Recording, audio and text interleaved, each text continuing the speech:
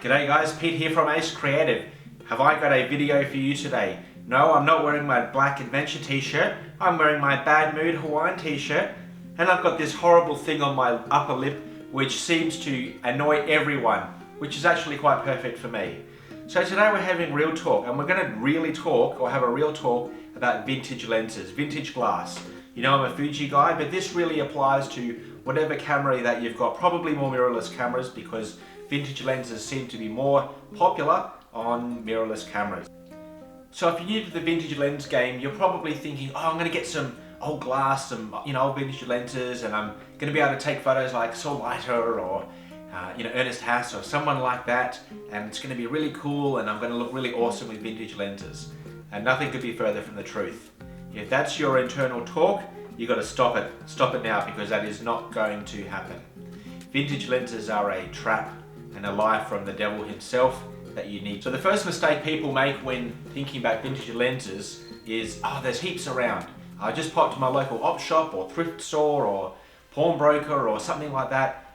There's going to be heaps of vintage glass, and it's going to be super cheap and super awesome. You're wrong. If you're thinking that, you are wrong. You are dead wrong. So I've been to probably 25 different op shops, thrift shops, secondhand stores, and I have bought one lens. I bought this Olympus 50mm 1.8. I thought it was good. I got it home, and the aperture ring doesn't work. It was 30 bucks. I talked them down to 22. I got it home. I'm sure it worked in the shop, but it doesn't. This is the best quality lens I've found in an op shop or a thrift shop. So if you're thinking about that there's hordes of fantastic glass, there isn't.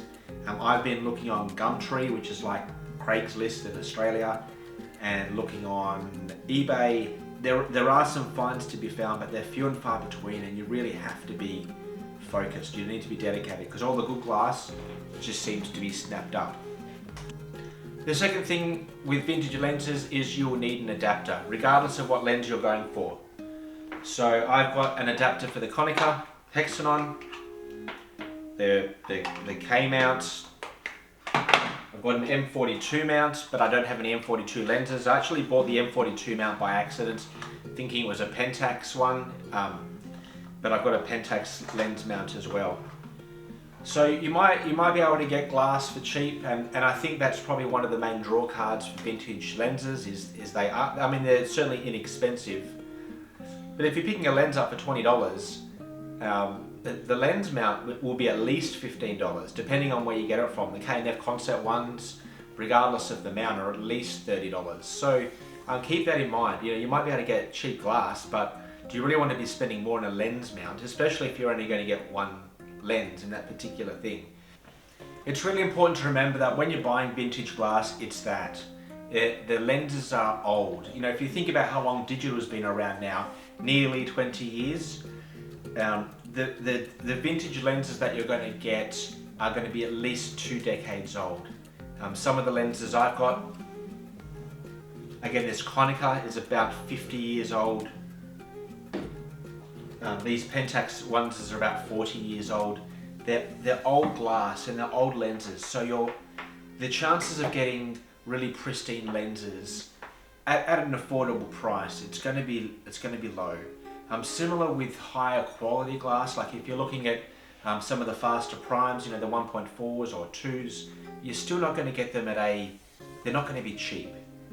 You'll still be paying hundreds of dollars generally for really good quality vintage lenses. If you're going for 1.8s or things like that, they will be cheaper, but you expect that. But just keep in mind, when you're getting these vintage lenses, they're going to be old, and they're probably going to be unreliable. So keep that in mind. You're not going to get pristine lenses. Next thing to have a think about with vintage lenses is they're all manual. Most of us, I suspect, growing up in the digital age, are used to automatic lenses, but that's not the case for vintage lenses. They're all manual, and they're all different. Some of them you've got aperture rings at the bottom, some at the top. Some you open them one way and close the other way, and vice versa. So especially if you're going to get a wide range of glass, keep in mind that each one's going to be different in how it works. And I know that sounds maybe counterproductive, but it's also going to be different in how you use it because each lens is so different. I love that aperture click. It's the small joys. So when you think about vintage lenses, these are the problems, I suppose, to sum it up, is you're not going to have the availability there unless you're prepared to look. They're not as cheap as you want, and the cheaper they are, they'll probably be nasty. They'll probably be full of fungus or broken. Most of the places, unless you get it from a second-hand camera dealer, won't be tested. You show up to someone's house or something like that, and the lens will be it'll be untested, and some of the defects you probably won't know until you get home. The third thing is that they're all manual focus, and that's not a bug. It's just something that will take a bit to get used to, manually focusing if you're not used to that. Fourth thing, always consider the cost of your adapters as well, and how long it might take for you to get an adapter in if you don't have one. If you can get one locally sourced, you'll pay a premium. You'll probably pay, if the lens is $40, an adapter will probably be $80.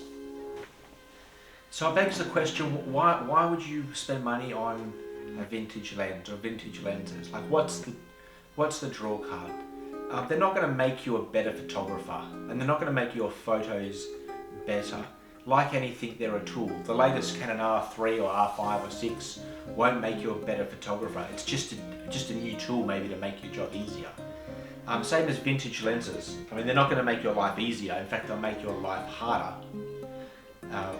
They won't make you a better photographer or video maker. What will they do? Why would you spend hours and hours searching online for vintage lenses, or driving miles to op shops or thrift stores or whatever?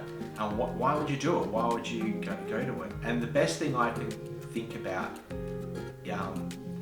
is it's enjoyable. That's the only way. The enjoyment that I get from, because I've only used the one vintage lens, Konica. I've loved using it. I've loved opening it up to 1.4. I've loved testing the different focal lengths as well. I love the pictures that it makes, and I've thrown a few up on Instagram and things like that. I love how it makes me a more thoughtful photographer, certainly being manual focus. The lens doesn't communicate with the camera at all. You need to be aware of that. Certainly with Fuji, where you need to be. I find I need to be much more deliberate. These old lenses have beautiful textures on them, so it's quite a tactile experience. I've mentioned the aperture click before. So to actually use the lenses is a real. You have to use other senses. So it's not just about taking a photograph. It's it involves a lot more cognition, which I really quite like.